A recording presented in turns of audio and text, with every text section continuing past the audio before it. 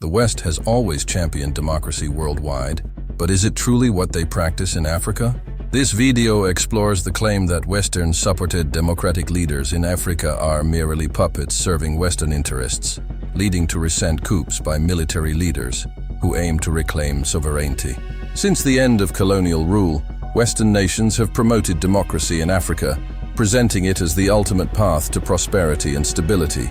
However, the reality is that many of these democratic systems were designed to maintain Western influence. From the installation of leaders who were amenable to Western interests to the manipulation of political processes, the democratic facade often concealed a deeper, more insidious form of control. Numerous African leaders, hailed as democratic champions, have been little more than Western stooges.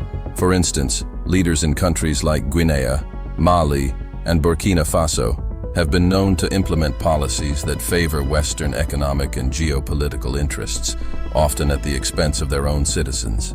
These leaders secure their positions through Western support, ensuring that their nation's resources and policies align with the desires of their Western patrons. The prioritization of Western interests over local needs has had devastating effects on African nations. Economies have been skewed to benefit Western corporations. Social services have deteriorated, and public dissatisfaction has grown. These leaders often enrich themselves and their inner circles, leaving the general populace to struggle with poverty, lack of infrastructure, and political disenfranchisement.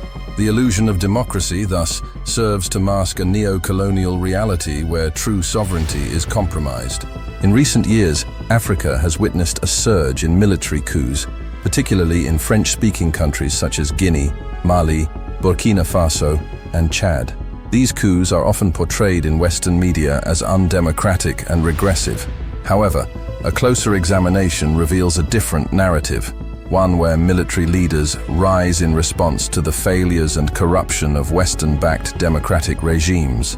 The primary motivation behind these coups is the desire to reclaim national sovereignty and address the rampant corruption and inefficiency of puppet governments.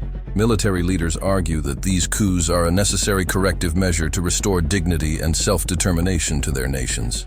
They seek to break free from the cycle of dependency and exploitation perpetuated by Western influence. A compelling example is the military leader of Guinea, who delivered a powerful speech at the UN General Assembly. In his address, he exposed the extent of Western manipulation in African politics and defended the recent coups as essential for the survival and sovereignty of African nations. The leader highlighted how Western powers have consistently installed and supported leaders who act in their interests, rather than those of their own people. He argued that the coups were not acts of rebellion against democracy, but rather efforts to reclaim true autonomy. By pointing out the hypocrisy of Western nations that denounce coups while supporting undemocratic actions of their puppets, he called for a re-evaluation of what democracy should mean in the African context. Western media and governments often depict military coups in Africa as undemocratic, chaotic, and detrimental to the region's stability. The narrative is framed to suggest that these actions are a backward step away from progress and democracy. Headlines frequently emphasize the loss of democratic governance and the imposition of military rule, portraying these events as a threat to the values that the West claims to uphold. This portrayal reveals a glaring double standard. While Western nations are quick to condemn military leaders who overthrow corrupt democratic governments, they show remarkable tolerance and support for those same corrupt leaders when they serve Western interests. This hypocrisy underscores the West's selective application of democratic principles, where the primary concern is not democracy itself, but the preservation of influence and control over African nations. In response to these coups, the West often imposes sanctions and other punitive measures. These sanctions are aimed at isolating the new military governments and pressuring them to return to a Western-approved democratic framework. However, these actions frequently exacerbate the economic and social challenges faced by the affected nations, further complicating efforts to achieve genuine sovereignty and stability. The coups in Africa are symptomatic of deeper systemic issues. Economic disparity, rampant corruption, and political manipulation have created environments where the populace feels disenfranchised and neglected. Western-backed leaders, focused on maintaining their power and catering to external interests, often exacerbate these problems rather than addressing them. The resulting frustration and disillusionment drive segments of the military to take action, believing that they can rectify the failures of the existing regimes. These leaders, supported and maintained by Western powers, frequently prioritize foreign agendas over national interests. This alignment leads to policies that benefit Western corporations and geopolitical strategies, but do little to improve the lives of ordinary citizens. The widespread corruption and mismanagement further entrench economic and social disparities, fueling the anger and unrest that culminate in military interventions. In various statements and speeches, including his address to the UN General Assembly, the military leader of Guinea has articulated the necessity of the coup. He argues that the previous government was deeply entrenched in corruption and was more concerned with serving Western interests than addressing the needs of the Guinean people. The coup, in his view, was an essential step to reclaim national sovereignty and redirect the country's focus towards its own development. Post-coup, these military leaders often initiate efforts to rebuild and stabilize their nations. They focus on rooting out corruption, restructuring governmental institutions, and implementing policies aimed at economic self-sufficiency. These leaders seek to demonstrate that their actions are not merely power grabs, but deliberate moves to create more effective and independent governance. The ultimate goal for many of these military leaders is to establish a self-sustaining and autonomous Africa. They envision a continent where nations are free from neo-colonial influences and can pursue development paths that truly reflect their people's needs and aspirations. This vision includes fostering regional cooperation, investing in local industries, and promoting policies that enhance social and economic equity. By reclaiming sovereignty and prioritizing local interests, these leaders aim to build a future where African nations can thrive independently of external control. Western nations have long held economic and political interests in Africa, often clashing with the continent's quest for sovereignty. These interests include control over natural resources, strategic geopolitical positioning, and the imposition of political ideologies that favor Western agendas.